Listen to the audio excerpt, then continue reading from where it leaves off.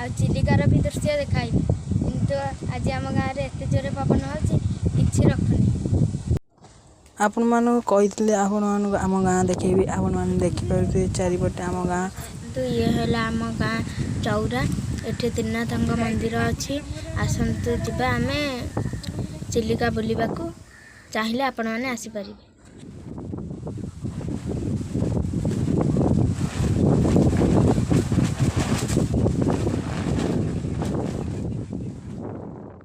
ଦେଖନ୍ତୁ ଆମ ମନ୍ଦିର ପଛପଟେ ଗୋଟେ ନଈ ଟାଇପ୍ର ଅଛି। ସେଠି ଲୋକ ବନ୍ୟା ବାତ୍ୟା ହେଲେ ଡଙ୍ଗା ବାନ୍ଧନ୍ତି।